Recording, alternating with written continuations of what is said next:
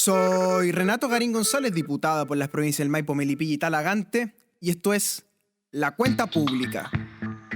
La Cuenta Pública, nuestro programa de información y análisis con todo lo que ocurre en el Congreso Nacional y también en la política internacional. Hoy día ya ha pasado más de una semana, 10 días, desde que estalló el octubre de Santiago de Chile, que luego se propagó por las regiones y fue una verdadera primavera chilena la que hemos vivido en las últimas 10 jornadas. También hay noticias en el resto del continente americano con elecciones en Argentina, Uruguay y Bolivia que vamos a estar comentando brevemente. Aquí arranca entonces La Cuenta Pública.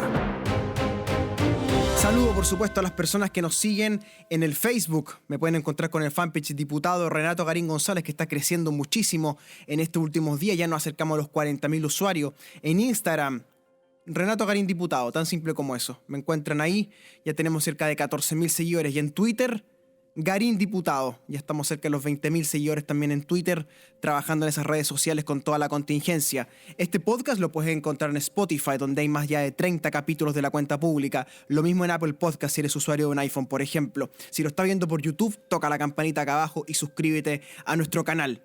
Por supuesto, todas las redes sociales monitoreadas, todas las pautas vistas. Acá arranca La Cuenta Pública. La Cuenta Pública entonces. Nuevamente estamos de regreso para comentar cómo avanzan, cómo se desenvuelven, cómo nos despertamos de este largo periplo que han sido los últimos 10 días. Les puedo contar que el Congreso Nacional ha sesionado casi de forma ininterrumpida, solo se frenó el sábado y el domingo este último fin de semana para poder ir a las regiones, ir a las comunas, visitar a las familias, ¿verdad? Y luego ya estamos trabajando para toda la comunidad en el Congreso Nacional, sacando proyectos de ley, viendo la agenda, en una clase política que realmente ha reaccionado con histeria ante la crisis que se vive en las calles y la velocidad que se le coloca hoy día a los proyectos de ley. Se echaba de menos antes, ¿verdad? Se echaba de menos cuando llegamos acá. Y por supuesto que parece que hay nuevos vientos, nuevas épocas que soplan en el horizonte de Santiago de Chile y acá en Valparaíso. Sin embargo, pese a que han ocurrido hechos maravillosos como esa marcha de 1.200.000 personas en la Plaza Italia, como una marcha de más de 100.000 personas entre Santiago y Viña del Mar, marchas multitudinarias en San Bernardo, en Melipilla, en Peñaflor, en toda nuestra zona, también hay hechos muy complejos y muy difíciles de analizar. En primer lugar, se ha quemado el metro. Se ha quemado el metro de forma insólita, realmente. Más de una docena de estaciones del metro fueron atacadas de forma coordinada y prácticamente al mismo tiempo, calcinando cerca de una docena de esas estaciones que son pagadas con los impuestos de los trabajadores, con todo impuestos que pagas al Estado de Chile.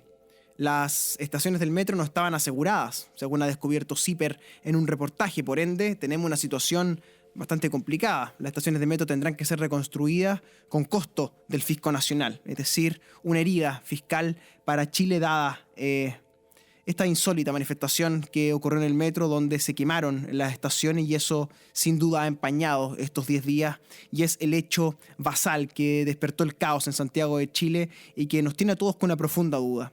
¿Quién quemó el metro? ¿Fue acaso un ataque coordinado? ¿Estamos ante una especie de terrorismo inorgánico en Santiago? ¿O si acaso simplemente fue un vandalismo cruel y despiadado, pero no de origen terrorista? Pienso que esto es la materia número 1 a la cual el Estado de Chile tiene que dedicarse de aquí en el futuro. Y por supuesto, evidentemente, las masivas centenares de violaciones a los derechos humanos que se encuentran documentadas ya a través de diversos dispositivos electrónicos y también a través de los tribunales de justicia con recursos de amparo y recursos de protección.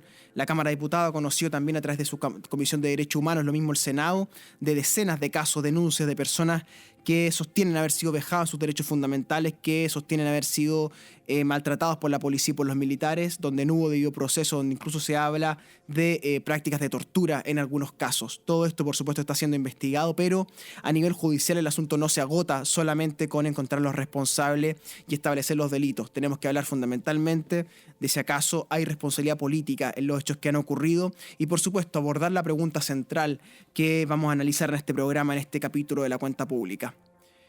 ¿Es procedente una acusación constitucional en este momento, dado lo que ha ocurrido en Chile? Esta pregunta admite varias respuestas. En primer lugar, ¿contra quién? En segundo lugar, ¿con qué objetivo? Y en tercer lugar, ¿con base a qué hechos o qué faltas constitucionales? Partamos por lo último. Es mi convicción que hemos vivido una suerte de estado de sitio en Chile en los últimos 10 días, un estado de sitio que es la manera más grave que tiene la Constitución de afectar los derechos fundamentales de las personas. Sin embargo, ese estado de sitio no fue declarado, fue un estado de sitio enmascarado en un estado de emergencia, que es mucho menos lesivo para los derechos fundamentales de las personas. Pero la manera en que hemos visto en que se han comportado los militares y las policías con los ciudadanos que simplemente se manifestaban, da cuenta de que se traspasó la línea del estado de emergencia y se abrazaron algunas medidas del estado de sitio, ¿no? Como las detenciones ilegales que se practicaron, como el sistemático baleo con perdigones a ese manifestante, como las violaciones de los derechos humanos que no se justifican ni siquiera en un estado de sitio. Entonces el gobierno eligió la fachada del estado de excepción, menos gravoso el estado de emergencia, para en realidad en la práctica ejecutar un estado de sitio. ¿Hubo un plan para esto? Yo lo dudo. No creo que haya sido decidido, no creo que haya sido doloso. Sin embargo, la negligencia es evidente. La negligencia, primero, al perder el control de la seguridad pública el día viernes 18 de octubre. Y enseguida, cuando ya se declara el estado de excepción, una seguidilla de tropezones, de errores que comete el gobierno, que probablemente tienen su clímax en la conferencia de prensa del presidente Piñera durante el fin de semana de la crisis, el 20 de octubre, cuando el presidente Piñera, notablemente afectado emocionalmente y sin control de sus palabras, por ende actuando con sinceridad, probablemente sin un guión, se rodea de militares y dice que Chile está viviendo una guerra contra un enemigo poderoso, un enemigo interno. Se refiere, por supuesto, a quienes quemaron el metro y a los vándalos que saquearon centenares de supermercados. Pero ese no es el lenguaje que uno espera de un presidente de la República, que declara una guerra que no se encuentra declarada y para la cual no hay sustento fáctico. Declarar la guerra, además, es algo bastante grave y bastante serio. Y junto con eso, el presidente comete 2 veces un lapsus lingüístico, un lapsus linguae, donde confunde el estado de emergencia con el estado de sitio, lo que, a mi entender, pone de manifiesto cómo el presidente confundía, incluso en su psiqui, las medidas del estado de sitio con las del estado de emergencia. En ese contexto, entonces, en esa manera de entender el mundo, vemos cómo el presidente fue tropezando consigo mismo, ¿no? En primer lugar, lo que podemos llamar Piñera 1, que es el día viernes, cuando el gobierno pierde el control de la seguridad pública y se ve forzado primero a recurrir a la Ley de Seguridad Interior del Estado, para luego recurrir al estado de excepción, para luego recurrir al toque de queda, para luego declarar la guerra a un enemigo interno. Toda esa escalada. Recuerden ustedes que comienza con una escena bien curiosa, que es el presidente de la República comiendo pizza con su familia en un restaurante, es decir, mostrándose públicamente comiendo pizza. Y hay quienes han creído ver ahí un acto de provocación, simplemente un error comunicacional del presidente. Y no es así. Lo que el presidente hace en ese momento, ese día viernes 18 de octubre, antes de dictar el estado de excepción, acudiendo a una pizzería, es tratar de afirmar la normalidad.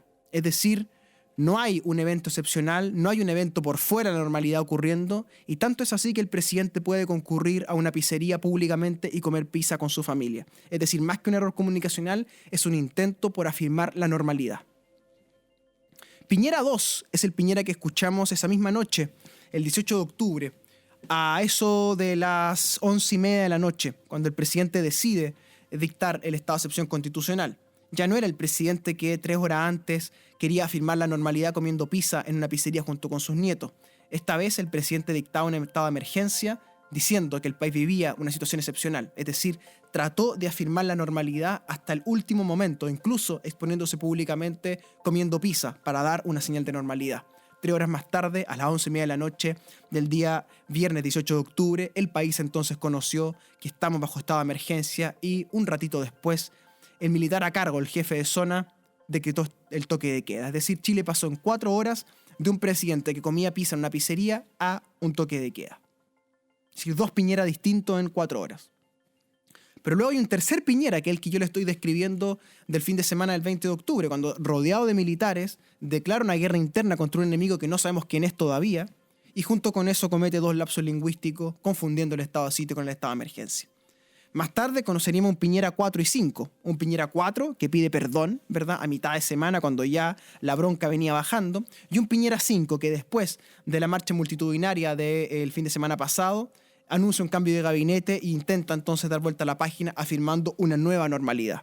Todo este periplo entonces nos muestra la manera en la cual derrapó, en la cual perdió el control del vehículo el presidente Piñera y claramente cometió excesos constitucionales y excesos legales. Primero, declarar una guerra que no existe. Eso no puede ser simplemente un error, ¿no? Declarar una guerra que no existe es una falta seria, ¿no? Una falta que pasa por encima incluso del sentido común. Junto con eso, aplicar medidas de estado de sitio, restringiendo las libertades más básicas de los ciudadanos, con miles de perdigones disparados en todo Chile, con cientos de personas que tienen perdigones hasta el día de hoy en sus cuerpos, con afectación de derechos fundamentales propias de un estado de sitio, el presidente nos hizo creer que había un estado de emergencia. Junto con eso, no delegó sus funciones, como lo mandata la ley. Por ende, hay errores administrativos en la manera en la cual se dictó el estado de emergencia. Y la consecuencia material de eso fueron violaciones sistemáticas a los derechos fundamentales. Ocurría las noches del 19 de octubre, la noche del 20 de octubre y el día 21 de octubre, donde se registran centenares de casos de personas que sostienen haber sido vejadas por agentes del Estado. Es decir, el Estado de Chile violando los derechos humanos de la peor manera posible. Por supuesto, esto no es comparable con una dictadura. En una dictadura, la cadena de validez jurídica está rota porque hay un dictador. Por ende, no podemos pedirle un comportamiento razonable a una dictadura. No estamos con la DINA ni con la CNI operando. Lo que estamos en contextos de democracia, con un estado de excepción dictado de manera curiosa, con la nariz torcida. Dentro de ese estado de excepción, entonces, se producen rompimientos de la cadena de validez, de la coacción del Estado, de la violencia estatal. Por ende, agentes del Estado violan los derechos humanos en democracia bajo la fachada de un estado de emergencia. Esto es completamente inaceptable. Por ende, vemos que los sujetos acusables constitucionalmente son al menos dos. El presidente de la República, por todos los hechos que le he relatado, y el ministro del Interior y Seguridad Pública, Andrés Chadwick, quien, incluso habiendo ya el cambio de gabinete, ha sido reemplazado por Gonzalo Blumel. La Constitución establece, el artículo 52, que los ministros son acusables hasta 6 meses después de dejar el cargo, lo mismo el presidente de la República. Por ende, Chadwick es acusable, lo mismo Piñera. También se ha hablado incluso de acusar a Alberto Espina por ser el civil a cargo de las Fuerzas Armadas, pero sin duda la responsabilidad política, institucional, es del ministro del Interior y del presidente de la República, Sebastián Piñera. Configurado así lo hecho, entonces, ellos son las dos personas que irán a responder. Viene la pregunta de por qué hacer una acusación constitucional. Ya se han levantado voces que sostienen que sería un poquito inconducente, puesto que la oposición no tiene mayoría necesaria para llevar a cabo un juicio político exitoso, puesto que se requiere mayoría en la Cámara de Diputados y se requieren 2/3 en el Senado, que actúa como jurado. Ciertamente no están los 2/3 en el Senado porque la derecha tiene casi la mitad de los votos en el Senado, pero en la Cámara de Diputados se requiere la mayoría. Y en la Cámara de Diputados podría darse una mayoría, aunque ya sabemos durante este periodo parlamentario en que yo estaba acá en el Congreso, se han visto 3 acusaciones constitucionales ya, una contra el ministro de Salud, que me tocó defender a mí en la sala por sorteo, otra contra la ministra de Educación, que fue recientemente desechada esa acusación, y también una acusación constitucional contra 3 ministros de la Corte Suprema por un fallo sobre materia de derechos humanos. Esas 3 acusaciones fueron derrotadas en la sala de la Cámara de Diputados por los votos demócratas cristianos y algunos votos independientes en todos los casos. Sin embargo, en este debate, pareciera que no es solamente el cálculo político de si acaso se va a ganar o se va a perder la acusación constitucional lo que debiéramos analizar, porque si se pierde o se gana, deviene irrelevante hasta cierto punto, dada la gravedad de los hechos que hemos conocido y la violación de los derechos humanos.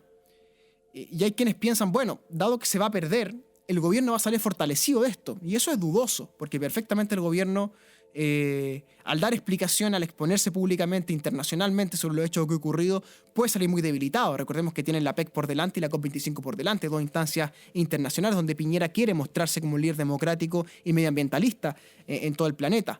Entonces, en ese contexto, el gobierno puede salir muy debilitado, pero no es el objetivo debilitar al gobierno o fortalecer al gobierno, es dejar en claro los principios jurídicos del Estado de Derecho, el respeto a la Constitución y el respeto restricto a los derechos humanos. Más encima, esta Constitución, este texto constitucional es permanentemente defendido por la centroderecha, fue redactado por abogados de centroderecha, especialmente por Jaime Guzmán, profesor de Derecho Constitucional, maestro de Andrés Chadwick, que a su vez es profesor de Derecho Constitucional. Por ende, se justifica, creo yo, pensar en una acusación constitucional que vaya más allá incluso el cálculo político de perder o de ganar, pero todo eso está en veremos porque la oposición está hoy día en un pleno debate respecto de esto. Estos asuntos, sin embargo, remiten a un asunto fundamental, que es la legitimidad política y jurídica de la Constitución de 1980. Si la Constitución del 80 va a ser pasada por encima por el propio gobierno del presidente Sebastián Piñera, bueno, ¿qué queda para el resto, no? Una Constitución donde el Tribunal Constitucional y la Corte Suprema están de las mechas viendo cuáles son las competencias de cada cual. Una Constitución que está permanentemente espoloneada en el Tribunal Constitucional por fallos que van en contra de leyes que ha establecido el Congreso soberanamente, como por ejemplo el aborto en 3 causales. Es decir, un contexto donde es dable pensar en una reforma constitucional profunda o bien, como han manifestado amplios sectores de la sociedad chilena, en una asamblea constituyente que redacte un nuevo texto constitucional. Pero todo ese debate que es legítimo, ¿verdad? Que hay que ponerle pino y que hay que ponerle carbón a ese debate, es muy importante también dejar en claro los principios constitucionales y el Estado de Derecho en Chile. Y aquí pareciera que se ha pasado por encima de las mínimas garantías procesales y el debido proceso que tiene todo ciudadano en un Estado democrático moderno, y por ende es dable pensar que debe concurrir tanto Andrés Chadwick como Sebastián Piñera a dar explicaciones al foro político que es la Cámara de Diputados y que se estudie entonces una acusación constitucional. Insisto, hay material de sobra, creo yo, para fundamentarla. Hay un sesudo informe en Derecho de una docena de doctores en Derecho, profesores todos de Derecho Público y Derecho Constitucional, sobre los diversos errores jurídicos que se manifestaron durante ese fin de semana del 18 al 21 de octubre, donde no se hace la delegación administrativa, donde se dicta el estado de excepción en base a una norma derogada, etcétera, que tienen claras muestras entonces de la negligencia administrativa y jurídica que se apoderó de la moneda, la verdadera histeria que se apoderó de la moneda desde las horas de la tarde del viernes hasta el domingo en la noche, cuando el asunto empezó a amainar. Todo eso, por supuesto, convive en paralelo con violaciones a los derechos humanos, con casos donde diversas personas están anunciando que han sido objeto de violaciones a los derechos humanos, de falta al debido proceso, de vejaciones. Se ha hablado incluso de una estación del metro donde se habrían practicado detenciones ilegales, la estación Baquedanos. Hay gran polémica sobre eso. Se ha vinculado primero a la PDI, luego el Instituto Nacional de Derechos Humanos desvinculó la PDI del caso, pero aún está en estudio porque se han dicho cosas muy graves respecto a ese lugar. Si todo eso lo sumamos, lo ponemos en el contexto, claramente en la responsabilidad política del presidente Piñera, claramente en la responsabilidad política del jefe de la Seguridad Pública, Andrés Chadwick, todos ellos superados, ¿verdad?, por la situación. Y hemos visto entonces que el presidente, ya en una quinta etapa, les he descrito 5 etapas del presidente en 2 semanas, ¿verdad?, desde que se sienta a comer la pizza en una pizzería en Vitacura para tratar de afirmar la normalidad política, hasta el presidente que vuelve a tratar de afirmar la normalidad política en esta última semana con el cambio de gabinete. Todos estos cambios institucionales que hemos visto en Chile también vienen de la mano, creo yo, de un debate muy profundo que está pendiente, que hay que darlo en el foro político. El respeto irrestricto a los derechos humanos, el baleo que hemos visto en todo Chile de perdigones contra ciudadanos que se manifestaban, es una situación que tiene que ser mirada en su contexto jurídico, normativo, constitucional y político. Aquí hay responsables de estas acciones, hay responsables de este derrape institucional del Estado, hay responsables del derrape de la seguridad pública el viernes 18 de octubre hasta el lunes 21. Por ende, todos estos hechos tienen que tener un responsable y la acusación constitucional es el camino para eso.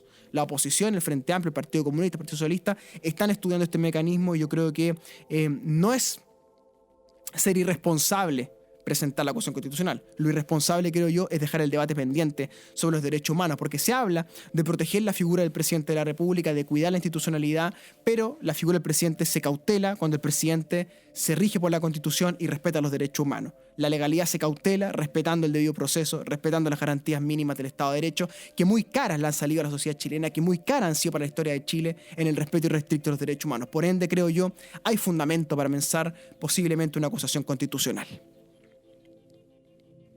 Les contaba que el presidente entonces da vuelta a la página y inscribe un nuevo gabinete en la historia de Chile, su tercer o cuarto ya gabinete que tiene en este segundo periodo en la moneda Sebastián Piñera. En el Ministerio del Interior asume Gonzalo Blumel de Evópoli, Evolución Política, el partido del senador Felipe Kast. En el Ministerio Secretaría General de la Presidencia, a cargo de la relación con los parlamentarios, el UDI Felipe Ward. Y en la vocería asume la ex RN, hoy día independiente, y ex intendente de Santiago, Carla Rubilar.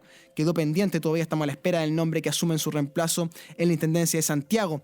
En el Ministerio de Hacienda hubo reemplazo también, dadas las desafortunadas frases de Felipe Larraín sobre el precio de las flores. ¿Se acuerdan que enervó a mucha gente? Asumió el académico de la Universidad Adolfo Ibáñez, Ignacio Briones, también muy cercano a Evópoli. Por ende, Evópoli suma Ministro del Interior y Ministerio de Hacienda. Los últimos 2 años del gobierno, entonces, probablemente veamos a Evópoli siendo el partido fundamental del gobierno. En Economía, Juan Andrés Fontaine también se va, luego de sus desafortunadas declaraciones sobre levantarse más temprano para evitar el alza del metro. Él es reemplazado entonces por el subsecretario de Obras Públicas, el poeta Lucas Palacios. También hay cambios en el Ministerio del Deporte, donde se va la periodista Paulín Cantor y asume la ex vocera Cecilia Pérez. Estos cambios, entonces, estas transformaciones, estos nuevos ministros que vemos, conviven con el cambio político que se está pidiendo desde la sociedad, aunque el nuevo gabinete, salvo un par de nombres, todos los demás son parte entonces del establishment político de Chile Vamos y de la centro-derecha. Se observa un gabinete sí más enfocado hacia la derecha liberal, hacia Evópoli, con Blumel conduciendo la agenda política en Interior y con Briones conduciendo la agenda en Hacienda. El gobierno tiene que ahora tomar decisiones muy importantes sobre la reintegración tributaria, sobre qué va a hacer respecto a la reforma tributaria, si va a incluir impuestos a los más ricos, si va a terminar con el proyecto de reintegración tributaria. Ignacio Briones, el nuevo ministro de Hacienda, se ha mostrado favorable a eso, por ende pareciera que está contra la corriente en ese sentido. Y Gonzalo Blumel, un joven Gonzalo Blumel, que asume, me parece, siendo el ministro más joven en Interior luego de Rodrigo Peñailillo, tiene el gran desafío entonces de aclarar qué ha ocurrido con la violación de los derechos humanos y hacerse cargo de la crisis de las policías, y así como su relación con Carabineros y con la PDI fundamentalmente, dada la amplia crisis que tienen esas instituciones y hemos conocido, sobre todo en Carabineros, de los escándalos al respecto. Eso entonces con Chile. Ya pareciera que hemos vuelto a la normalidad chilena, aunque esa normalidad probablemente nunca vuelva. Los símbolos sagrados de esta transición política, el metro de Santiago construido con los impuestos a los trabajadores, símbolo del desarrollo de la ciudad, ardió durante una noche el viernes 18 de octubre hacia la madrugada del sábado 19 de octubre, y eso es un símbolo tremendo de cómo fue profanado, un símbolo sagrado de nuestra sociedad. Lo mismo con los supermercados, los templos votivos del consumo, ¿verdad? Junto con los malls, allí donde los chilenos consumen y compran y han encontrado productos de todas partes del mundo gracias a los tratados de libre comercio y la globalización. Ese proceso entonces, encontrar los supermercados, la materialización, el lugar sagrado del consumo, que también ardió y fueron saqueados centenares de ellos. Fueron profanados entonces esos símbolos, el metro y los supermercados. Eso con Chile entonces, el final de la transición chilena pareciera ya estar pariendo una nueva época que se comienza a vislumbrar en el horizonte. Sudamérica también comienza una nueva etapa y vamos a volar rápidamente hacia Montevideo, donde se registró la primera vuelta presidencial entre el Frente Amplio y los partidos opositores de derecha, y han pasado a segunda vuelta Daniel Martínez, el ex intendente de Montevideo por el Frente Amplio, con el 40% de los votos, y Daniel Lacalle Pou, del Partido Colorado, quien se hará entonces una segunda vuelta entre Daniel Martínez y Lacalle Pou, hijo del expresidente Lacalle. Habrá entonces una segunda vuelta en Uruguay que se pronostica muy muy estrecha, porque va a haber una sumatoria de votos entre el Partido Nacional y el Partido Colorado, que son las dos fuerzas de centro-derecha, que van a tratar de sacar entonces, después de tres gobiernos, casi 3 lustros, algo así como 13 años, 14 años estaba ya el Frente Amplio Uruguayo, que estuvo primero con Tabaré Vázquez, luego con Pepe Mujica, luego volvió Tabaré Vázquez, y hoy día buscan entonces un cuarto periodo con Daniel Martínez, que tendrá una estrecha segunda vuelta, según pronostican las encuestas, contra Lacalle Pou. ¿Quién es el favorito hoy día? Se dice que el favorito es el opositor de centro-derecha, Lacalle Pou, aunque varias encuestas pronostican un empate y una llegada voto a voto para la segunda vuelta que se registrará a finales de año. De Montevideo tomamos el avión y cruzamos el Río de la Plata para desembarcar en la hermosa ciudad de Buenos Aires, donde se registraron elecciones nacionales, presidenciales, de gobernadores y también en algunas ciudades autónomas. Por ejemplo, la presidencial. En la presidencial se dio lo que todos pensaban, aunque con diferencias menores. La dupla Fernández-Fernández se ha impuesto. Y hay nuevo presidente en Argentina. Alberto Fernández ha sido electo presidente y la vicepresidenta será Cristina Fernández de Kirchner. Han obtenido cerca del 48,5% de los votos, casi 49% de los votos, contra el 40% de los votos del presidente Mauricio Macri. En Argentina, en primera vuelta con más del 45%, ya eres electo presidente en primera vuelta sin necesidad de ir a un balotaje. En ese contexto, entonces, Fernández es el nuevo presidente de Argentina y Cristina Fernández de Kirchner vuelve a la Casa Rosada en la segunda posición. Será la presidenta del Senado, tal como lo mandata esa constitución política de la Argentina, y entonces se abre una nueva etapa en Argentina con un nuevo gobierno peronista, kirchnerista, liderado por los Fernández. Y el triunfo se extendió también hacia la provincia de Buenos Aires, el lugar emblemático, las elecciones más importantes después de la presidencial, donde Axel Kicillof, con K, el ex ministro de Economía de Cristina Fernández de Kirchner, fue electo gobernador de la provincia de Buenos Aires y derrotó con mayoría absoluta, cerca del 52% de los votos, a la estrella electoral que tenía la derecha argentina de Cambiemos, María Eugenia Vidal, que obtuvo solamente un 38% de los votos, dándole así entonces mayoría absoluta al exministro Axel Kicillof, que será entonces el próximo gobernador de la provincia de Buenos Aires. Alberto Fernández, presidente; Axel Kicillof, entonces, gobernador de la provincia de Buenos Aires, y la vicegobernadora será Verónica Magario, muy cercana también a Cristina Fernández de Kirchner, exintendenta de La Matanza, que es el distrito electoral más importante de Argentina, el más voluminoso en cantidad de votos, donde el kirchnerismo arrasó realmente y se aseguró la elección de Axel Kicillof en la provincia de Buenos Aires. Entonces, en la Casa Rosada, Alberto Fernández con Cristina, y en la provincia de Buenos Aires, en la gobernación, Axel Kicillof con Verónica Magario. Ambos triunfos entonces peronistas del tronco kirchnerista. Sin embargo, Cambiemos, la derecha, resistió a nivel de la Ciudad Autónoma de Buenos Aires, la conocida Cava, donde Horacio Rodríguez Larreta retuvo para sí el sillón edilicio de Buenos Aires, derrotando al presidente del Club Deportivo San Lorenzo de Almagro, Matías Lamens. Obtuvo también mayoría absoluta Rodríguez Larreta con cerca del 53% de los votos, un poquito más, casi 54%, y Matías Lamens se quedó por abajo del 40%, cerca en el 38%. Es decir, un triunfo holgado, un triunfo suculento para Horacio Rodríguez Larreta, que será el próximo jefe de la oposición, muy probablemente el único de Cambiemos del bloque oficialista que sobrevive en su cargo, y tendremos entonces en la Rosada y en la provincia de Buenos Aires al kirchnerismo, Fernández y Kicillof, y en la Ciudad Autónoma de Buenos Aires tendremos a un macrista, a Horacio Rodríguez Larreta, liderando la oposición argentina. Desde Buenos Aires volamos a La Paz, donde también hubo elecciones presidenciales esta última semana, y hay una gran polémica en La Paz, diría yo la gran polémica en este momento de Sudamérica, que es sobre la legalidad de la elección de Evo Morales. Ocurre que, al igual que la Constitución argentina, en Bolivia se obtienen más de 45 puntos y una ventaja de 10 puntos respecto al segundo, que queda debajo del 40, varias reglas ahí que hay que colocar.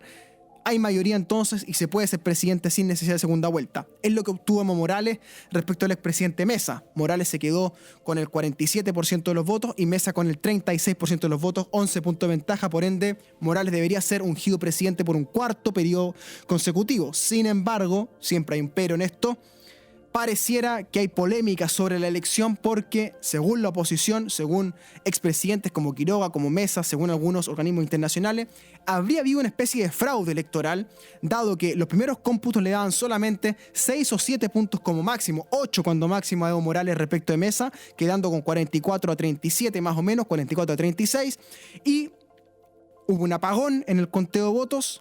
Se volvió el conteo de votos en la mañana siguiente y entonces ya había una mayoría suculenta para Evo Morales con 11 puntos de ventaja, con actas electorales que parecen entonces estar siendo objeto de polémica porque podrían estar adulteradas a favor del presidente boliviano y del vicepresidente, el hombre clave del régimen, Álvaro García Linera.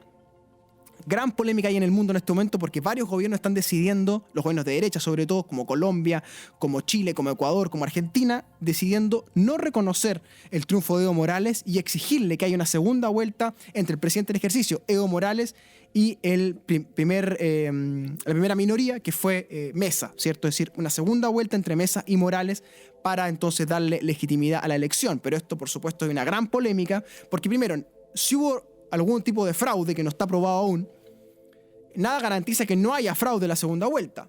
Y además, nada garantiza que los gobiernos de derecha y la oposición a Morales, sobre todo Mesa, reconozcan el triunfo de Morales si es que Morales gana por las buenas. Todo esto se da, por supuesto, en el contexto de la reelección de Morales, que en principio va a estar prohibida por la reelección del Tribunal Constitucional. Sin embargo, Morales finalmente se presenta contra el texto de la Constitución, dado un fallo del Tribunal Constitucional favorable a él, que concibió la reelección como un derecho humano fundamental, y entonces consiguió presentarse y supuestamente ganar. Pero estamos a la espera de qué ocurre entonces con esta elección boliviana. Antes de despedirme, saludo por supuesto a quienes me hacen posible llegar a los hogares, a cada radio de nuestro distrito, la Radio Máxima en San Bernardo, la Radio Amanda en Bunyan-Paine y en Calera de Tango. En toda la provincia de Talagante me escuchas por la Radio Contacto. En Curacaví tenemos AFM Music y en Melipilla está la Radio Creativa en toda la zona urbana, y en toda la provincia de Melipilla, las zonas rurales, la Radio Ignacio Serrano 540M, la más tradicional del mundo rural. Si me estás viendo por la televisión, lo estás haciendo por nuestro canal de Melipilla, Telemel. A todos mis vecinos y todos mis vecinos, un gran abrazo. Han llegado tiempos un poquito más normales. Ahora, a asumir las responsabilidades, los culpables de violaciones de derechos humanos tendrán que responder y, por supuesto, seguir remando, seguir batallando para hacer de esta una democracia siempre mejor y cada vez más integrada desde el punto de vista humano. Hasta aquí, un nuevo capítulo de La Cuenta Pública. Un gran abrazo a todas mis vecinas y mis vecinos. Seguimos en contacto en las redes sociales. Seguimos haciendo esta Diputación Popular al servicio de los ciudadanos.